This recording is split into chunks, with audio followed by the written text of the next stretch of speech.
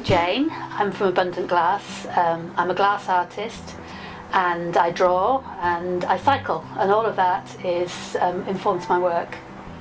Most of my work is inspired by my cycle rides in this lovely area, the steep hills, the mill towns and just beautiful countryside, and of course the weather, which is why I have made glass rainbows.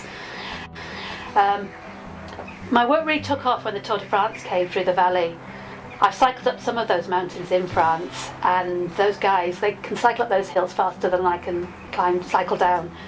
So I'm really in awe of their skill.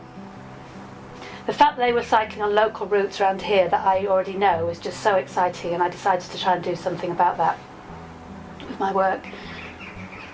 And that was how my cycling coasters was born. I drew cyclists racing through the Tour de France routes and fused them as images into glass, making coasters. And since then, all my work's been really about cycling, and I've followed the Tour de Yorkshire every year, making new images wherever the route's going each year. I wasn't personally affected by the flood, but some of my friends were. I was in Maivenroyd when the river was at its highest and saw the devastation the following day when I went down to help. It's nearly a year on now, and there are still buildings that aren't occupied, people that haven't come home, some that never will, some of the businesses that we've lost. It's really sad. So I chose my large rainbow as my Watermark product because it's about the weather and because of the many things it symbolises in our culture. The end of the rain, the flood, hope, pride, inclusivity, all demonstrated by the amazing community response to the flood.